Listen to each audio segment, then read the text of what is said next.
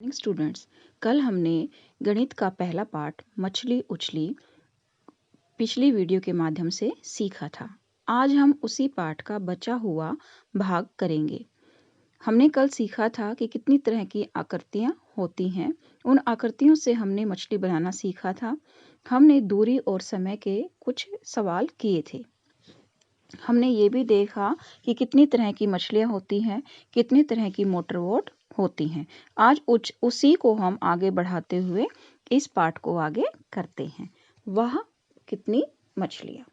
समुद्र के अंदर मछुआरे उस जगह को ढूंढते हैं जहां उन्हें ज़्यादा मछलियाँ मिल सके। वहां से वे अपना जाल फैलाते हैं। उन्हें मछलियों को जाल में आने के लिए कई घंटों तक इंतज़ार करना पड़ता है। अलग अलग तरह की नाव को देखो। मछुआरे किसका इंतजार करते हैं? मछुआरे मछलियों का इंतजार करते हैं। और वो कहाँ जाते हैं? वो ऐसी जगह पर जाते हैं जहाँ सबसे ज़्यादा मछलियाँ उन्हें मिल पाती हैं। अब हमने ये देखा था पिछली बार कि अलग अलग तरह की नाव होती हैं। कुछ नाव ऐसी होती हैं जिन पर मोटर लगी होती है। कुछ नाव ऐसी होती हैं जो फट्टे से बनी होती हैं।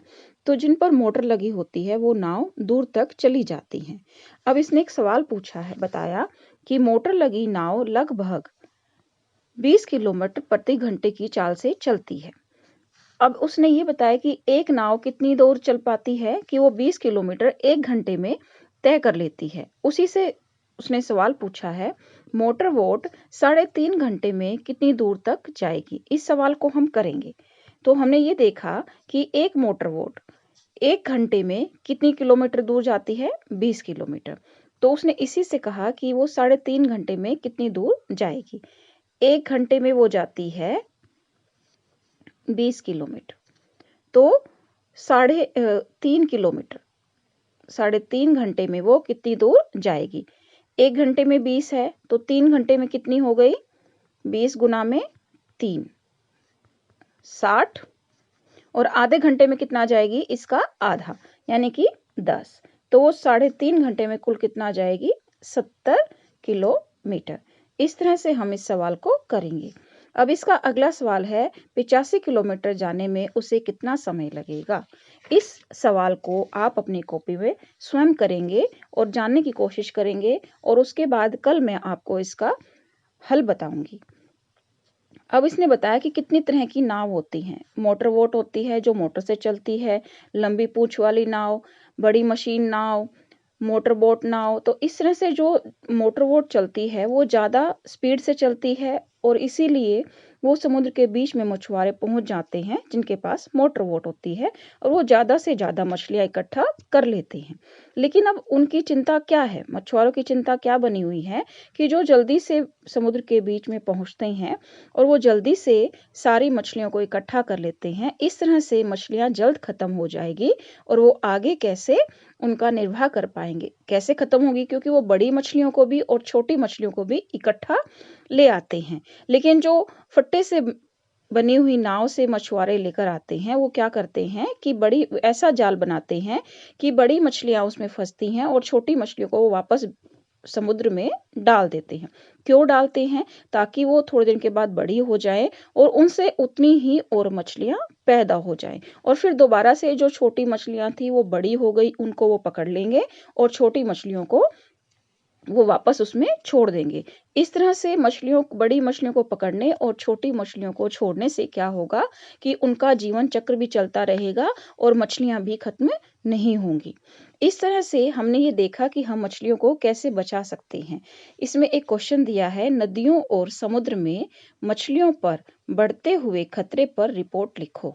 तो आपको इस पहरे को पढ़ना है जो मैंने अभी बताया कि मछलियां कैसे खत्म हो रही हैं, कैसे उन पर खतरा है, उस पर आपको 50 शब्दों में एक रिपोर्ट लिखनी है।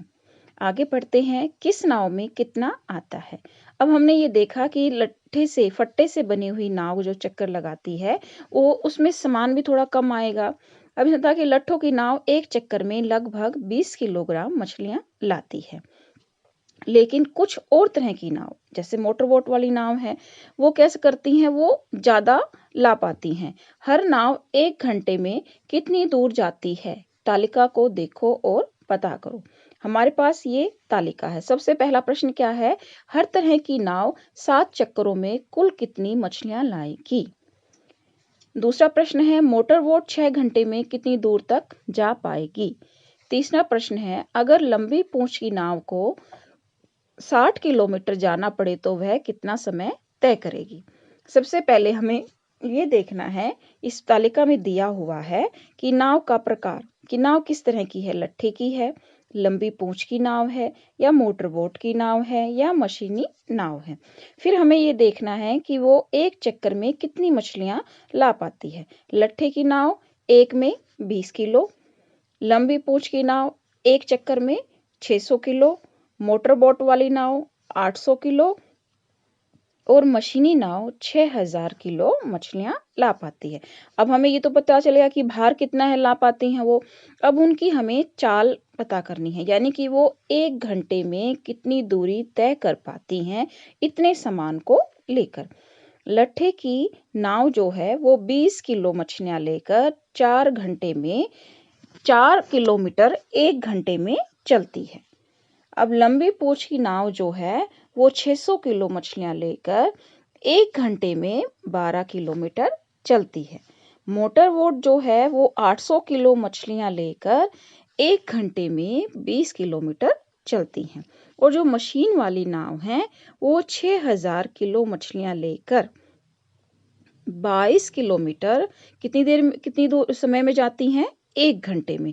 तो इस तरह से हम पता कर पाते हैं कि किस तरह से एक नाव कितना भार लेकर और कितने समय में वो चल पाती है और कितनी दूरी वो तय कर पाती है। कुछ बड़ी-बड़ी संख्याएं, गणित का जादू, और इन्हीं के माध्यम से हम अब संख्याओं का ज्ञान सीखेंगे। गणित का जादू पुस्तक 4 में तुमने लाख संख्याएं के बारे में सुना था जो 100,000 के बराबर होती है। तुमने पढ़ा था कि हमारे देश में लगभग 1 लाख ईंट के भट्ठे हैं जहां ईंटें बनाई जाती हैं। भट्ठे क्या होता है? इसने बताया कि जहां पर ईंटें बनती हैं, मिट्टी से ईंटें पाथी जाती हैं, फिर उन्हें आग का लावा बनाकर उसमें सेका जाता है और सिकने के बाद वो क्या होती हैं? घर बनाने के लिए या कोई भी बिल्डिंग बनाने के लिए वो तैयार हो जाती हैं। तुमने इसके अलावा लाख संख्या के बारे में और क्या सुना है? 1000 की संख्या लिखो। 1000 की संख्या हम कैसे लिखते हैं? ये हमारी 1000 की संख्या है। कैसे हमने पता किया? इकाई, दहाई, सैकड़ा और हजार। तो इकाई हमारी 1 पर आ गई, दहाई में जब एक बंडल 10 का बन गया तो वो दहाई हो गई, सैकड़े में 100 हो गए और हजार में ये हमारा सैकड़े से आगे जो बना वो हमारा हजार हो गया। इस तरह से हमने 1000 की संख्या को लिखा। अब 100,000 लिखो। अब 1000 हमने लिखा था तो इसके साथ अगर हम 100 और जमा कर देंगे, 100 और कर देंगे, इसके अंदर 100,000 यानी कि 100,000 हमें लिखना है। तो हम उसको कैसे लिखेंगे? पहले हम लिखेंगे 100, फिर उसके अंदर हम लिख देंगे 1000। तो ये हमारा हो गया 100,000। इस तरह से आप, तो 1 लाख की संख्या में कितने शून्य होंगे? आसान है। इस तरह से हम जितने आगे बढ़ाते चले जाएंगे, शून्य आगे लगाते जाएंगे, 0 आगे लगाते जाएंगे, हमारी संख्या बढ़ती चली जाएगी। हमारे देश में लगभग 2 लाख नावें हैं। उनमें से आधी बिना मोटर की हैं। मोटर बोट की संख्या कितनी होगी? लिखो। अब हमारे पास कुल नाव कितनी है? 2 लाख। तो आधा किसी भी चीज का क्या होता है? हमारे पास संख्या है मान लो 2, तो इसका आधा क्या होगा? इसका आधा होगा 1। 2 का आधा क्या है? 1। तो उसने 2 लाख बताया तो 2 लाख का आधा क्या होगा? ये आपको सोचना है और लिखना है। मोटर बोटों में से लगभग 1/4 बड़ी मशीनी नौकाएं हैं। मशीनी नौकाएं कितनी हजार हैं? कोशिश करो और बिना लिखे पता करो। अब हमें पता है कि किसी भी चीज का 1/4 हिस्सा ये 1 है और इसका 1/4 हिस्सा है। ये हमने पिछली कक्षा में भी निकालना सीखा था। और अब मैं ये जानना चाहती हूँ कि आपको पिछला कितना याद है। आप इसको अपनी कॉपी में लिख सीखेंगे। पहले वर्बली इसको करेंगे, फिर उसको लिखेंगे। शायद तुम सोच रहे होगे कि आखिर कितने लोग हैं जिनकी जिंदगी मछलियों से जुड़ी है। कुल मिलाकर लगभग 100 लाख मछुआरे हैं जो मछली पकड़ते हैं, उन्हें साफ करके बेचते हैं, जालों और नावों को बनाते और ठीक करते हैं आदि। इस बड़ी संख्या 100 लाख के लिए हमारे पास एक नाम है, 1 करोड़। यानी कि इतनी बड़ी संख्या जो 100 लाख है उसको हम एक नाम से पुकारते हैं, वो नाम क्या है? 1 करोड़। तो इस तरह से हमने पता किया कि 100 लाख के लिए 100 लाख को हम दूसरा नाम क्या है उसका? 1 करोड़। तुमने 1 करोड़ के बारे में कहाँ सुना? यह किसके लिए उपयोग आता है? ये आपका प्रश्न है। 1 करोड़ लिखने की कोशिश करो। तुम्हारे सारे शून्यों में उलझ मत, तुम बहुत सारे शून्यों में उलझ मत जाना। और आज का चैप्टर हम इसको यहीं पर समाप्त करते हैं। और मैं उम्मीद करती हूँ कि जितने प्रश्न मैंने दिए हैं उनको आप अपनी कॉपी में हल करेंगे और मुझे कल दिखाएंगे। बाय।